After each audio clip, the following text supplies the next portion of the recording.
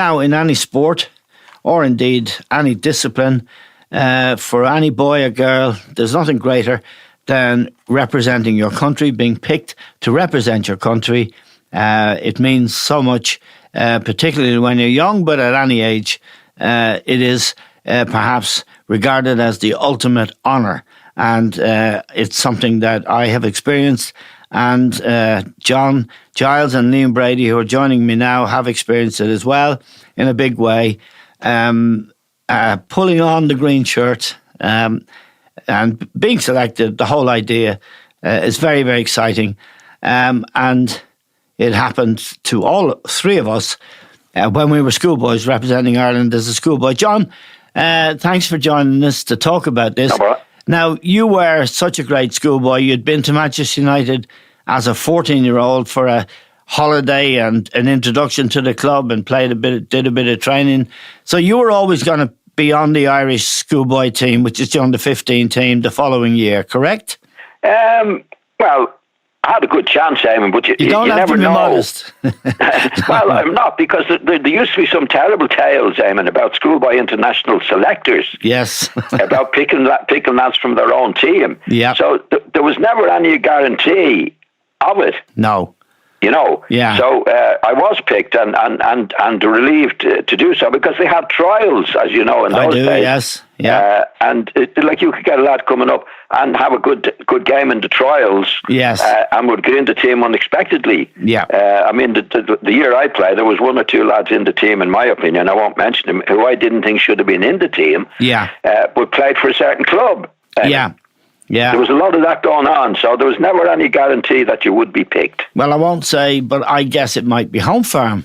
I'm not giving up any names. Okay. Liam, you played also for Ireland under 15, and you had a very, very difficult experience, because in those days there was a ban, and the GAA was a very sort of a difficult organisation. It ruled the roost in the country. Anybody from the GAA who went to a soccer match or a rugby match or any foreign game was immediately expelled for life from the GAA. It was an amazing situation.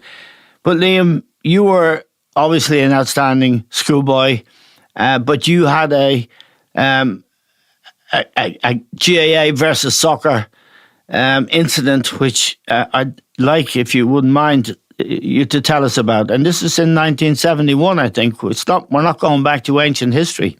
No, we're not. No. Well, I was going to a Christian Brothers school in Whitehall, St. Aidan's. It was a pretty new school, but it was run by Christian Brothers, and they were always inclined to the GAA, which I really enjoyed. I loved the GAA at school, you know. And if you played for the school and you did well, the brothers would let you away with a few things, you know what I mean? Yeah. Homework and things like that. So it was kind of a bit of a privilege to play for the school team. And we had a very good school team. In fact, Tommy Drum went on to win an All-Ireland medal. He was in the same team as me. He won a few All-Ireland medals for Dublin. So we had a strong team, but it clashed. They had a challenge match, which really, it wasn't a championship game or anything like that. It was a friendly game against a school from Galway, I think. And it clashed with me playing for Ireland. I'd been selected to go to Wales as captain of the Irish team. Yes. And we were playing in North Wales, somewhere like Rhyl or something like that. And this Saturday clashed with the game at school that the brothers had arranged. And when I told him I couldn't play in the Gaelic, he said, "Well, don't come back to school." And that's what it was like. It's unbelievable. That was your inter year as well. You're not welcome at the school anymore. It wasn't so much to do with the GAA. It was his doctrine of the school, you know. So anyway. So that presented you, Liam, with a horrible dilemma. This is your inter-cert year. But I know what you're saying. I know what you're saying, Emma. But I was always. I came from a football family, as you know, and Ray played for Ireland. My brother, along with John, in the '60s, and it was in my blood. There was no way, you know. So I tried to get my father to sort it out with the brother, but the brother wasn't having any of it. And it was bad, really. It was bad on the school. But we've since made up, and believe it or not, St. Aidan's have a fine soccer team now at school. Right. No, but times have changed. Just to underline the seriousness of it, really, you have this great honour bestowed upon you to play for your country, captain your country in your case, and you're expelled from school because you missed a friendly GAA match. Yeah, that's correct. Yeah. Okay. And then the story broke in the newspapers. My dad was livid, and he went to the newspapers. You know, yes. The story broke in the newspapers, and the head brother denied it, but it's absolutely true. And I didn't go back to that school. I went to a technical college there along the Swords Road, Plunkett's, and I studied there for a couple of months. But I did go back to Aidan's to sit my intercert. Right. You know? Yeah. It's a shocking example of the Ireland of not too long ago. I just tell you my own schoolboy story, and it does involve Home Farm. I was playing for Stella Maris, and the rivalry on the north side between Home Farm and Stella Maris was seriously, vicious, really.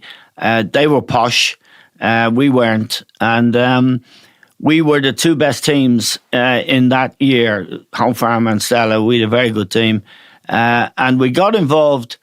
We were playing on the Chicken Run, which was Home Farm's pitch, renowned for not being great, but we got involved in a fight. Me and my best friend, Kieran Martin, well, Lord rest him, he died recently, Nipper Martin. He was a great footballer, and he and I got involved in a match. And Paddy Mulligan, it was generally believed it was between me or Paddy Mulligan to get onto the Irish schoolboy team, under 15 team. And we got involved in a mill. I wasn't leading the charge, but I was involved in it. Kieran and myself got involved with Jim Keogh and Paddy Mulligan. Cut a long story short, Kieran and I were sent off, and we had to go to the dressing room. Home Farm immediately, and this was when about 6 weeks or 8 weeks before the selection of the team. Home Farm went to Parnell Square to the Schoolboy League and said we weren't fit to represent our country because we were both couriers. And we'd proved that by being sent off in a very important match for beating up their players, including Paddy Mulligan.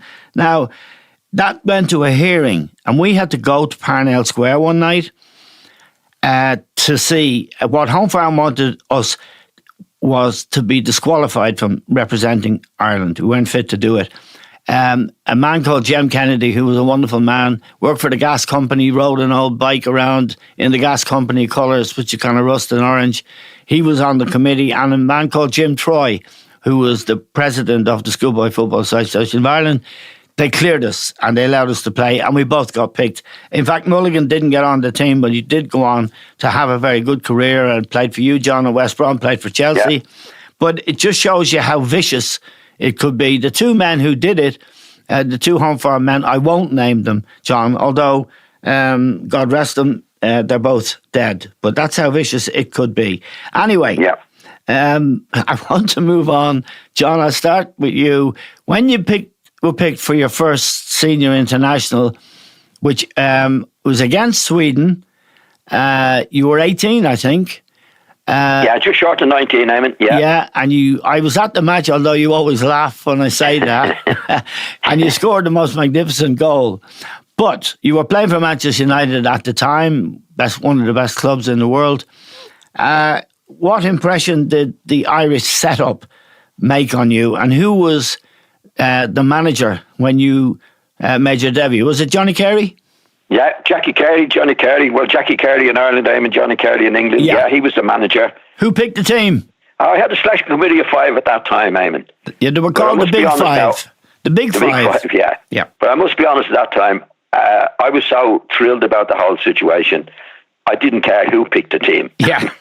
You know, it was a surprise, to be honest, because I'd only played 2 matches for Manchester United at that time.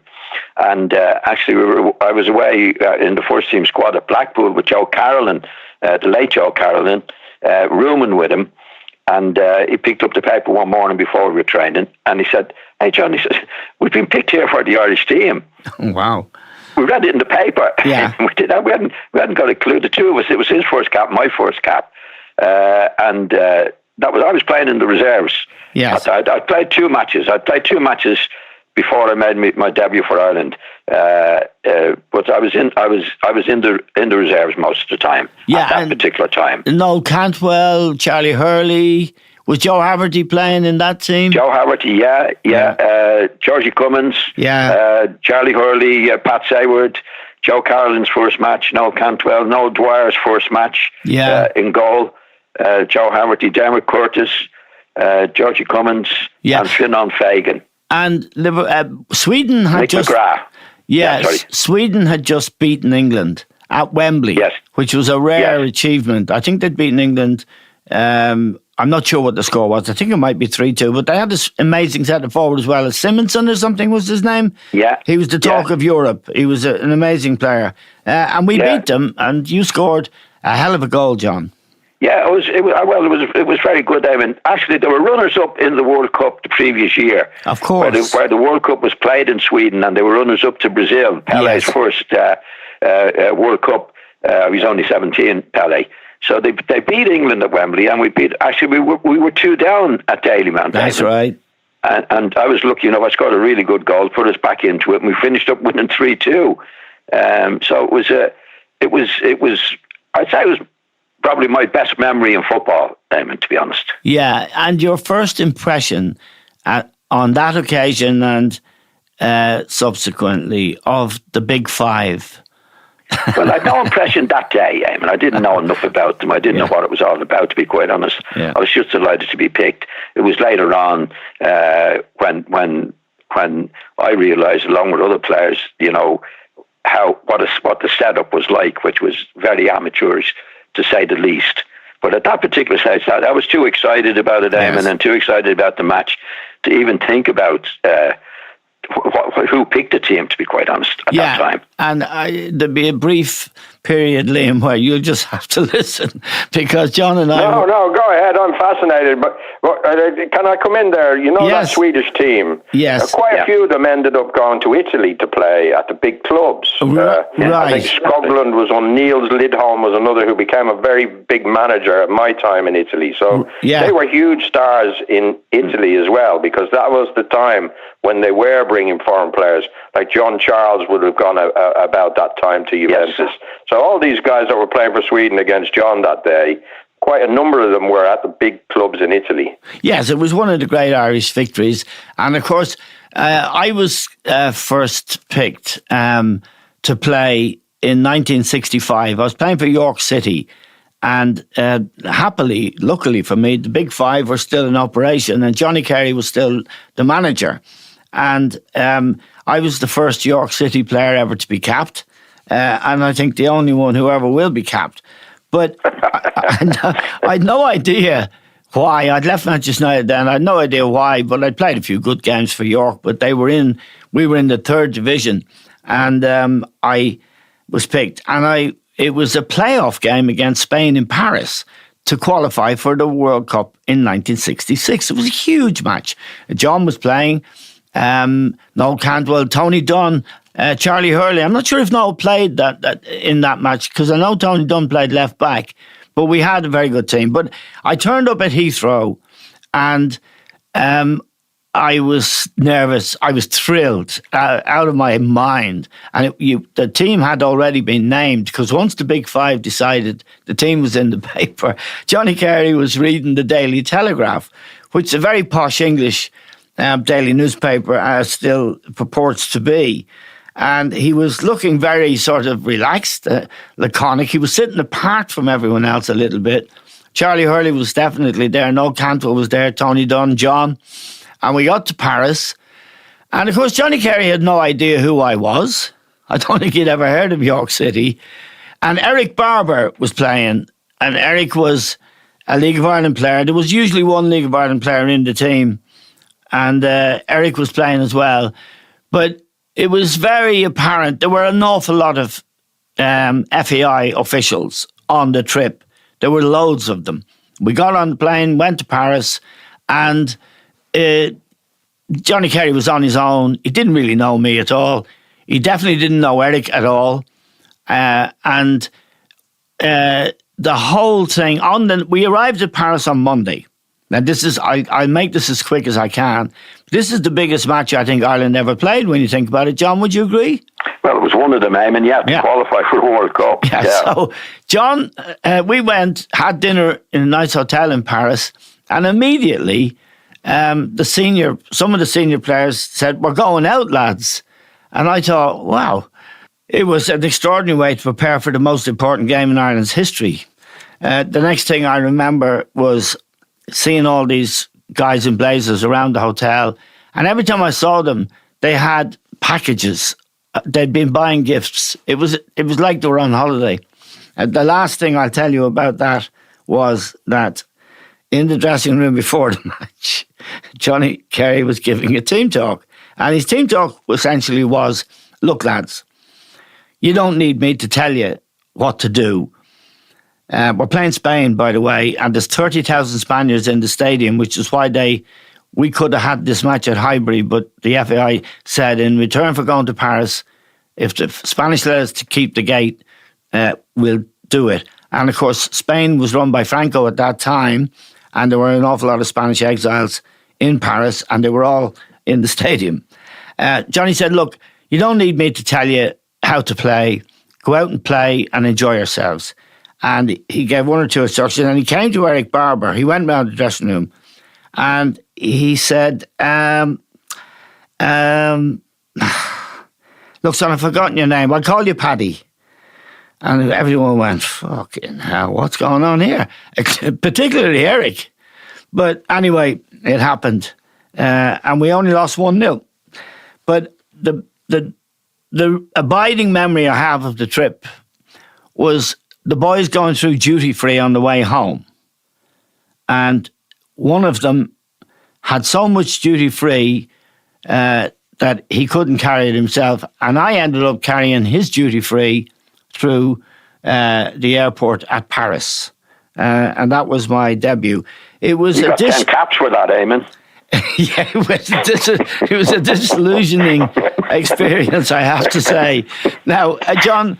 how did you play, Eamon? What was it like playing? Tell us about that. We don't want to hear about Montmartre. We want to hear about what happened. Well, the late Philip Green, it was on the radio, and the late Philip Green took a shine to me. He didn't afterwards. He hated my guts, actually, when I became a journalist. But he got to know you, Eamon. Yeah, exactly. The late Philip Green, I kept bobbing up and down, and I'm told, I've heard the commentary since. My mum and dad and Kevin, my late brother Kevin, were listening at home, and they were very pleased, and the impression was created somehow that I played well, but John was there, unfortunately. So, well, didn't John score a goal that night? Was disallowed? No. No. I thought someone scored a free kick against Spain. No, that was later on, Liam. Oh, okay. Yeah, that was later on. That was in Seville. We were very unlucky, actually. Andy McAvoy hit the crossbar with a header, didn't he, John? It was a time, Liam, when it was really bad. Yeah. We weren't expected to win anything. No. And we were in the dressing room. We'd won in Dublin, right? It was a two-legged thing against Spain. We won in Dublin, and we were playing in Seville, right? But at that time, we were in a state that there was no way we could win, Liam, right? There was no way we could win. And we got a free kick, which Andy McAvoy, anyway, took it and scored from it, right? It was Mick McGrath, John. I was there. It was Mick McGrath who took it. Was it Mick? Yeah. Well, who scored, right? But we were so shocked with scoring, Liam, that we were looking around, right? And the Spanish players picked up on it and went running to the referee. And the referee was so surprised by our response to the goal, he disallowed it because he said there must be something wrong. We didn't run back. We were looking at each other as if we scored, and the Spanish players picked it up. And actually, we did score after that, which would have made it 2-0, right? Beaten 4-1, Liam. Yeah. That's the way we were in those days. Now, when we went to Paris, it was a different thing because what used to happen with the Irish team in my day was afterwards we'd say, Jesus, those guys weren't that good. Yeah. But it was too late. It was too late. But luckily enough, in that said, we did say that after the match. Oh, they weren't that good. So when we played them shortly afterwards in Paris in the playoff match, we weren't as scared of them. You know, and we did give them a game. They won Eamon's first match. Eamon played quite well in the match, and we were beaten 1-0 on the day. But we did actually play. But most of the time we played, Liam, at that time we were beaten before we went out on the pitch. I remember my brother saying to me, because Ray played 10 years before me, and he played with you, John, and he said that Carey's team talk ran along the lines of, let's keep the score down, lads. Yeah, you know? And that night in Paris, the reason we were in a playoff match, it was a 3-nation group, but Syria, who were the other nation in the group, pulled out, or one of those nations. There was war there. But against us that night, Luis Suarez played. He played in Italy for Inter. He was the European Footballer of the Year that year. He was very, very good. But John is right. If we'd had, a bit of shape and a bit of attitude, but everything you saw around you in the training, even the way they treated Johnny Carey, who was detached from them, was demoralising. But anyway, just to go on I'd have to say that Carey was one of the great players that played for us. Yes, I know. I idolised him when I was a kid. He was captain of Manchester United and that, and he was one of the great players. And it was disappointing. I found anyway, and I'm sure Eamon did, with the setup when I got in the team and Eamon got in the team. Yeah, there was something else about him, Liam, about Johnny Carey. He was the player Matt Busby identified when he arrived at Old Trafford as the captain, as the person to build his team around. And there's something remarkable about Johnny Carey. In 1939, he was in England and he had the option to join the British Army and go and fight, or to come home. And he stayed in England and fought, which is a remarkable testament to his character. But the way he was treated, what I observed, he was actually sacked, I think, not long after that. I made my debut. John, you must have seen him a lot in the years you were playing before me. And the way they treated him, this is the Blazer boys, wasn't great either. Not with respect. No, they didn't treat anybody with respect, Eamon. To be honest, anybody the players were nothing. Like he was the manager. He was the manager in a certain way, Eamon, as we know. He didn't pick the team or anything like that. And he was one of the great players who in many ways I felt sorry for at that particular time, Eamon. Yeah, it's important to say, Liam, that professionals weren't really respected because they were professionals. In other words, these fellas who ran the game, and it was the same at club level, they were doing it for the love of the game. You were doing it for money. And there was something disreputable about that. But I want to move on. But I mean, can I just interrupt there? I don't think they were doing it for the love of the game. No, but that was they used that as an excuse, as if they were doing it for the love of the game. And they were doing it for the love of themselves. Yeah. And all they were worried about was what in my experience with what they were getting out of themselves, to be quite honest. Yeah, but in their own minds, their own conceit was they were doing it for the love of the game, and professionals would come and professionals would go, but they'd still be the boys. Now, the other thing they were doing it for was the duty free and the trips. Well, the trips. The trip was a big thing. Yeah. Well, anyway, Liam, you got your debut, and it was given to you by the man who changed or tried to change all of that stuff before Roy Keane did. Was John Giles when John became manager. And you were very young, you were 18, and we have a marvellous picture of you in those days with your hair. You looked like a rock and roll star. You were 18. That's what I wanted to look like. Well, you were 18 then, Liam.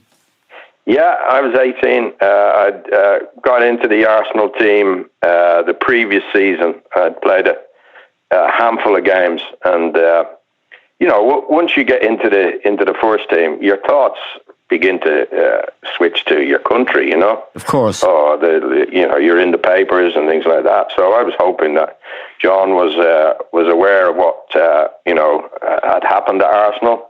And funny enough, Eamon, in 1974, I was looking up in February 1974. We played a match against Leeds, and I got to play. I only played a handful of games, but this was one of them. And Leeds, that was the season they'd gone 29 games, I think, unbeaten, right. and this was about the 27th of it. Yeah. And there was an emergency on in England, in as much as it was strikes and 3-day week, no electricity and things like that. And we played a midweek match up at Leeds in February, and I think the kickoff was 2:00 or something like that, and the ground was packed, Yeah. because Leeds were on their way to winning the championship, and I wanted to play well, but in my mind also I wanted to impress John, because this probably was the first time he'd seen me playing, Yeah. And we scored first, and I think I said something stupid like, "Come on, these are not all that," and we got hammered 3-1 in the end. They had a great team. Then they went on to win the league with John and Bremner, and Joe Jordan, I remember, was a young player playing for them, and Gordon McQueen. They were just into the team. The Leeds team was evolving again, and so I thought I did pretty well, not bad. And I was on the bus in the car park waiting. We were waiting to leave, and John jumped on the bus and he said, "Well done today. I'll be in touch." Right. So I was absolutely thrilled. Yeah, gave you the billy. Well, he said, "I'll be in touch." Which was like thrilling for me. It's like you were saying when you got called up or when John got called up. So I was optimistic then that sooner or later I was going to get the call. Yeah, there was a big. I did the following October. That was February. I did the following October. I think John was trying to make it very professional, or as professional as the FAI would allow him to do. And I remember we had a get together probably in and around London. It might have been Bisham Abbey or somewhere like that for 2 or 3 days, just to get to know the players and John to get his ideas across. And then he picked a squad to play against the Soviet Union, and I was in it. I didn't really expect to play, but I did get picked. John picked me. Yeah, and that was Eamon, could I just come in there? Yeah. Well, I don't think that day, I think when Liam played at Leeds, I don't think I was playing, but I was watching the match. And, people say nowadays, international level to club level and that. In my opinion, it still is, Eamon was then. If a lad's good enough, and I didn't have to watch Liam twice. Nobody had to watch Liam twice. Yeah. To know that he could play. Yeah. And what happened actually, Liam, we went to South America that year, Eamon. You were on the trip when we went to Brazil. And I was, 3 times. Uruguay, Brazil, and Chile. Chile. Well, I got in touch with Arsenal to bring Liam on that trip. And Bertie Mee said, "No, Liam." Yeah, I remember you telling me that story. I wish I had known, but I couldn't. You see, you had to. In those days, you had to be in favour with the managers, didn't you? Yeah, the manager had to release you, and Bertie Mee said no. As a matter of interest, John. Yeah. If Bertie Mee had said yes, who would you have left out of the squad that you took? Well, it wouldn't have been you, Eamon. Eamon, just think we could have played together as well. Yeah, it would have been great. And but he took me all the way to South America, Liam. 3 matches, and one of them in the Maracanã against Brazil. And I sat on the bench for the 3 matches, and I only needed 1 cap. 2 caps actually to get me 25th cap, and you know how important that was. That was my friend. And he, well, can I just tell the story on that, Liam? Yeah, go ahead. When we were going to South America, Chile were one of the teams, and Eamon didn't want to go and play against Chile. Right, because of what going on with the coup d'etat and all that. That's right, finish it.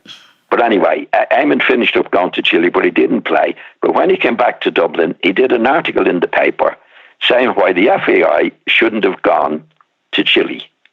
That's right. And the FAI suspended Eamon for life. That right, Eamon? Yeah, it is actually. I got so. How could I pick him, Liam? No, I know you couldn't. I forgive you. Well, he's economical with the facts, Eamon. We all know that. Actually, Sam. That's the truth. Yeah, it is. So you missed out on the trip to South America, Liam, and our first match after that was your debut. That was our first match after that.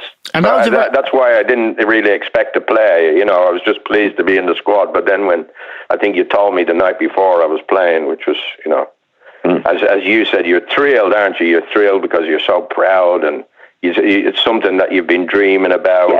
Yeah. You know, and then I was going to be playing with guys that I'd watched as a kid and things like that. You know, it was yourself, Stevie Highway, Paddy Mulligan. You know. Don Gibbons. So you're jumping up and down, but you're also saying, you know, you're concentrating. You're saying, you know, don't let the occasion get to you. You know, and we didn't. I recently I watched that half an hour of that match again, and we absolutely pummeled them, didn't we? Yeah, we played well. But I think we always had those feelings, and I think Eamon had it. I had it when my first match, Liam, which was a good while before yours.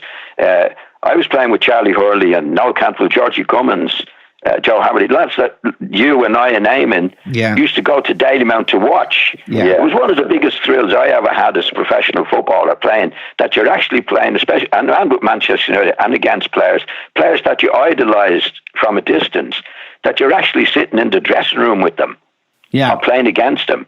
And that was the most enjoyable thing. Some of the most enjoyable things I ever had from my career was that situation, sitting in the dressing room with Noel Cantwell and Charlie Hurley and Georgie Cummins, players that you'd idolised from a distance, and you had to do your stuff. Yeah, and I think you felt the same, Eamon.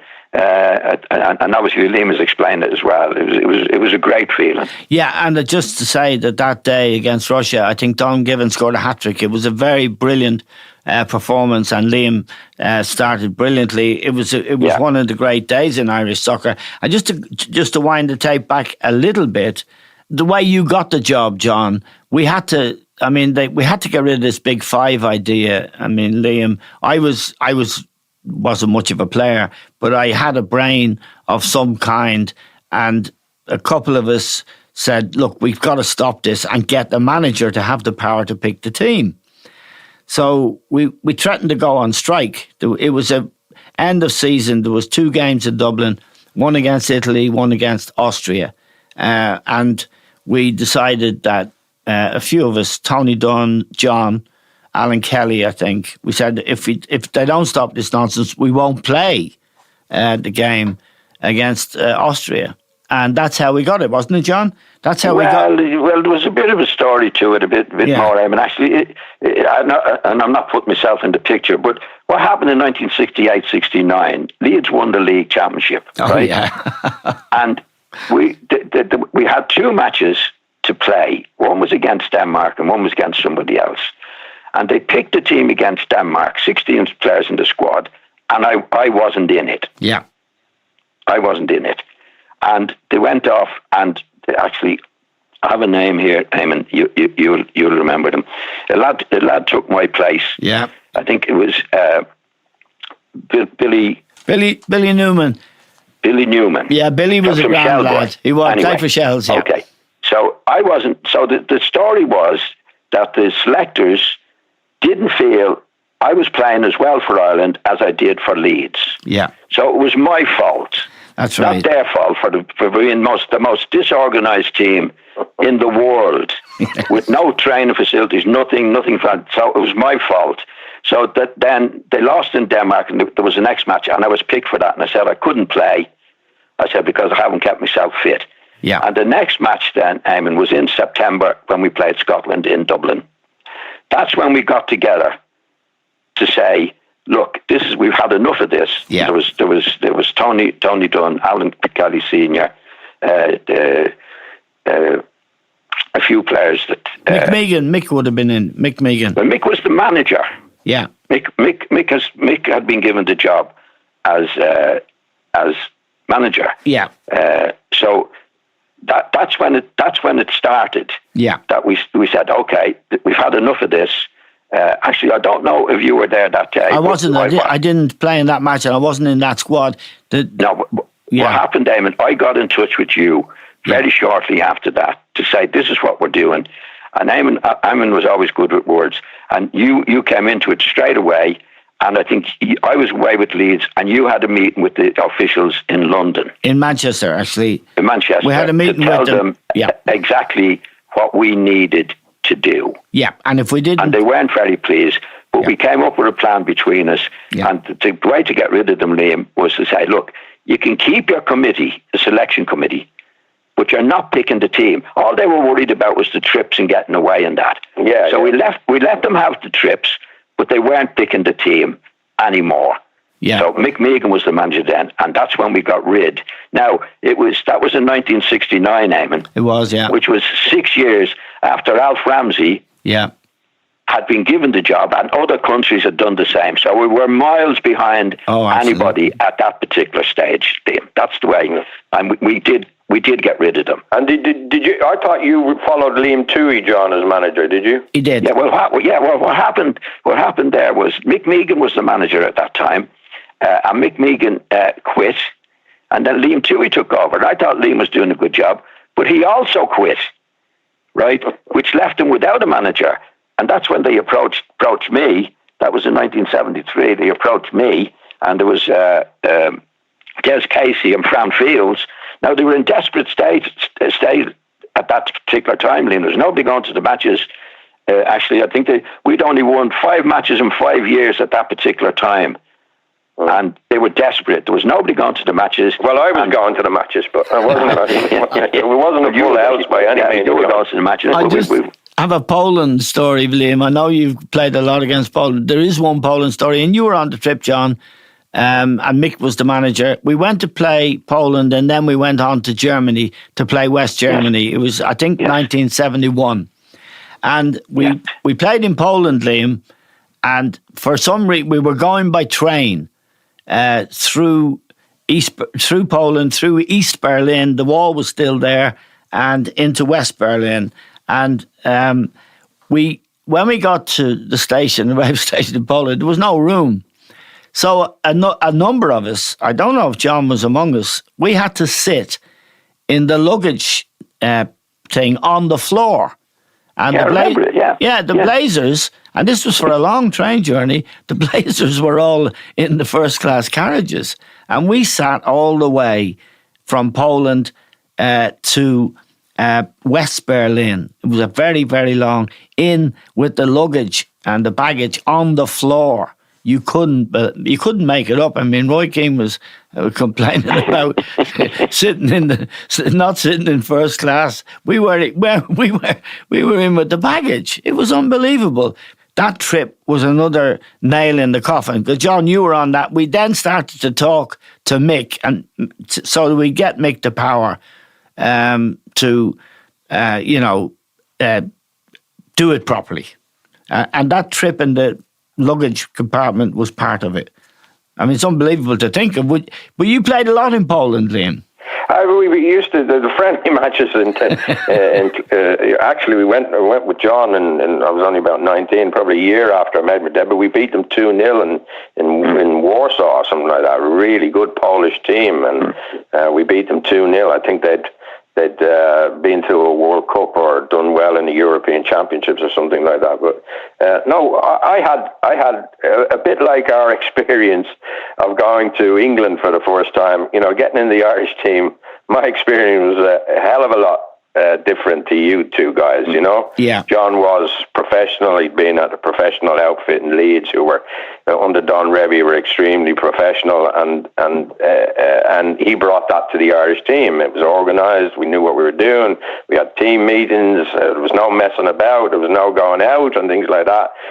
John would allow us to have a few drinks on a Sunday night if the match was on Wednesday, and then no drink from then on till after the match. You know, so and everybody bought into this. You know, and we had a great start. I mean, we just missed out by a point to beat the Soviet Union to qualify for the European Championships then, and again, our form on the road cost us, whether it was decisions or not.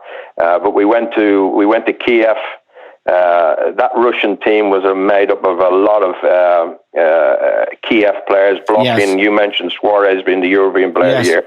Well, Blocking was played for Dynamo Kiev, and he was the European Player of the Year that year. So we were very, very unlucky. We lost 2-1 in Kiev, and we lost 1-0 in Bern. And 1 point from those 2 matches, we would have qualified. Yeah, and that's before, John, there was any weak nations. I mean, you'd be in a group with sort of Belgium, who were strong, Spain maybe, or France and ourselves. There was no gimmies. There was no Latvia, Lithuania. All these new nations hadn't arrived. So it was really tough to qualify for you and indeed for Owen Hand, who followed you on. Yeah, well, what happened, Eamon, in those days, for the big competitions, you had to win the group. Yeah. There was no second place. No, that's right. You know, and there was no playoffs. Yep. You had to win. You had to win the group, and we were starting them because we hadn't won many matches before I took over. We were starting as the least reckoned team in the group. Yes. To do it, you know what I mean? Yeah, we had Turkey, Switzerland, and the Soviet Union. Yeah. Yeah, I mean, and Bulgaria, we're in Bulgaria, but you had to win the group. That was the big thing in it. You know what I mean? At that particular time. But anyway, we made progress. I want to go back just briefly, John, to the things when you took over.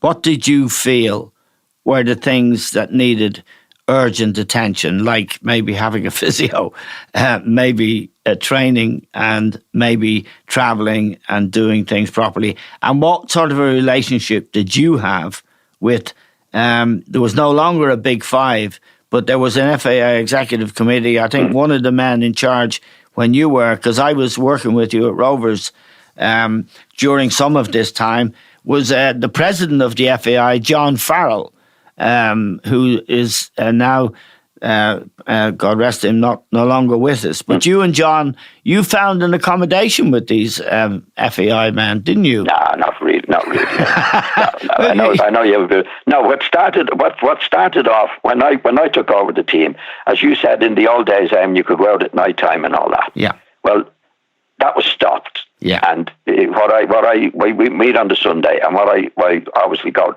First of all, I was playing with the players, so I have to establish as a player, I have the right to criticise you on the pitch. I might not be playing well myself, but I have the right to criticise you on the pitch and that. So I established that straight away because I was pally with the players. Yes. Obviously pally with the players. I said on the night, look, you can go out and have a drink on Sunday night, but it's up to yourself. If you go out drinking after that, and I find out, you're going home. Right. I don't want you coming to me saying, no, I don't do this, and the club won't be pleased about it. I'm telling you now, if you're going out drinking, and I catch you going out drinking, you're going home. Right. So I didn't have to send anybody home. We were okay. I think once you lay down the rules, Eamon, and the laws, then you were fine. I had no problem with the players whatsoever. And it's probably easier being an international manager because when you're an international manager, you're not dealing with money and salaries and contracts and all the various things. Once Liam and the lads came with me, and they went back to their own club. Yeah. So it was easy enough in that way. So I'd no problem. I'd no problem with the players. No, and you had no problem with the Blazers either. You were there for 7 years, weren't you? I was there for 7 years. I'd no problem. I'd no. To be fair to them, they left me alone, Eamon, to do what needed to be done. Yeah. And what needed to be done was for me to pick the team, pick the players, pick the squad, and I had no interference whatsoever. That's all I needed from them. There was one more thing you needed. You needed to play golf with them now and again. Liam, he needed to play golf, and who did he need? Nobody would play golf with him except me. I was brought along to play golf with these guys just to keep them nice and sweet. Yeah, well, that's part of the game. No. That's not. Liam, he's telling the truth. What he said to me at one time, John, you should be closer to these guys. That was his idea. That was his idea. You should be closer because I got on okay with them, but I didn't mix with them at all, Liam. No, I remember. They left us alone, didn't they? They left us alone. They were getting full houses and Lansdowne and Dalymount, John. Exactly. Yeah. Exactly. I mean, Put a few bob in the coffers of the FAI. Yeah, it's actually they were making plenty of money, but the Dick Jordan was the treasury man, and when I took over one of the first meetings I went to, I said, look, because we hadn't been getting any, we had a terrible time for a few years. I said, look, if we get going here, we'll move to Lansdowne, and you'll be getting 50,000 at the matches. And he's smoking the pipe, and he says, "I believe that when I see it." There was no confidence about them at all. They were amateur. They were amateur. Yeah, and that's being kind. That's being kind. Yeah. I wasn't pally with them at all, but I didn't have to be. Well, some of them were all right. Fran Fields was a great bloke. We all loved Fran, didn't we? Yeah, God rest him. He mixed well. He mixed well with the players. Yeah. Yeah. One of the things that they all seemed to like was duty free, didn't they? Well, that was on the trips. Well, that's the reason that the big five, the five were disappointed. I mean, it wasn't because they were missing the trips, but that's what we said to them early on. Look. You can keep the selection committee. This is how we got away with it with them. You can keep the selection. You can have your trips, but you're not picking the team. Yeah, and that's what happened for a while. Then it stopped. Then it had to stop because it went on too long. But all they were interested in was the trips. There were more officials going away than players. And why did we always go to Poland?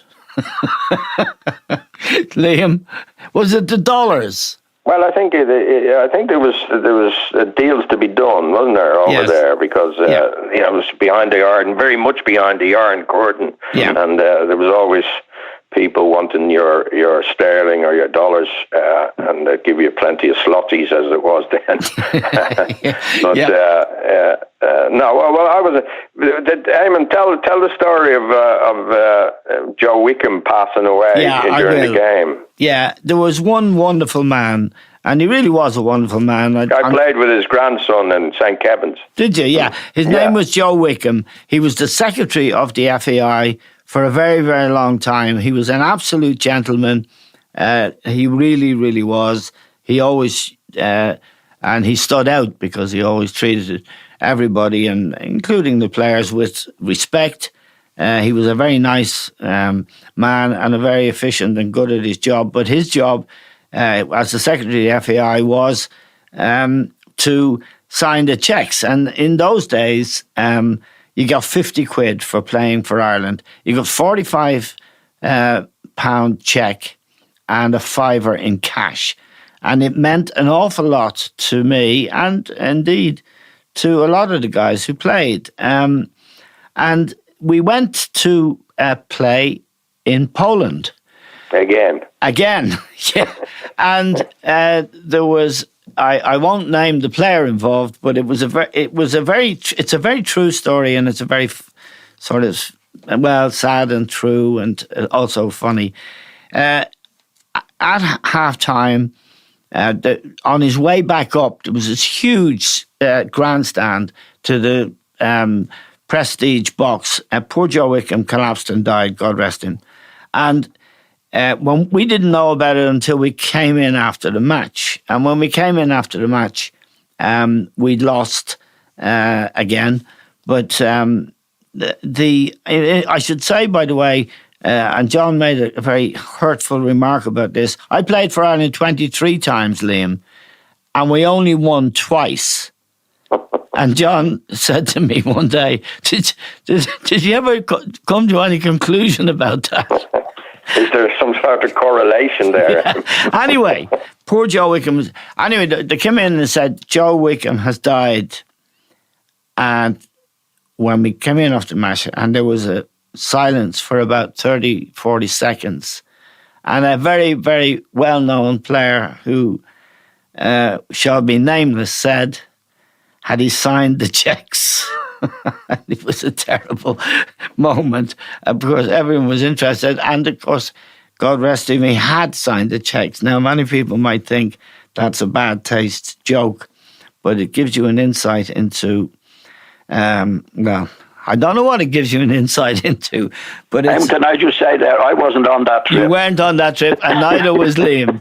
But it was true, and the person who said it is someone we are all very deeply fond of, indeed. But there we go. That's the way it was, and it's of course a different world now. And I just want to ask both of you a question. Despite everything, John, playing for Ireland meant, when you look back on it now, what to you? Well, it meant everything, Eamon. I mean, you have to go back to your childhood. I mean, from the time I was a young kid, same as you and Liam, I went to Dalymount Park with my father to see the Irish team. Yeah. And I had one ambition at that particular time, and that was to play for Ireland. And I never lost that ambition. I was very, very disappointed at times in the early days with the committee and the way it was run, and because I don't think I was representing my country. That's what I felt at that time. The way this has been run with the selectors and everything else, this is not the way it should be run. So I wasn't proud of it at that time because of those circumstances. But actually playing for my country was something that I lived for when I was a kid. I wanted to emulate my heroes, people like Alistair Fitzsimons and Jackie Carey and Paddy Code and all these great players. And it was something that I wanted to do, and I did it, and I loved it. How many caps did you get, John? I got 59 officially, Eamon, but we played against Argentina in my last match, and for some reason or other, the FAI, because it was a friendly match, didn't give any caps for it. Okay, and Liam, your abiding memory of playing for Ireland Well, I think John said it. His first game would be up there with, certainly in the top three things that I've achieved in my career, making your debut for your country. All the things John talked about. I was a regular at Dalymount. Ray, my brother, had played 10 years before me. Just wanted to emulate him, and play. Dalymount was magic on a night time, wasn't it? There was a mist. You could see the steam coming off the players on the pitch, sweat and so forth. And I just had a dream to play, and it worked out. I went on to play 72 times. Right. And a great time, absolutely great time. I love playing for my country. Absolutely loved it. Okay, well, it's been a real pleasure talking to both of you this morning and reliving the memories, and at least the ones we can talk about. But of course, for everybody, boy or girl, in any discipline or in any sport, playing for your country is in many ways the ultimate achievement. So thanks to John Giles and to Liam Brady for sharing their memories of playing for Ireland with us all. Thanks to you for listening.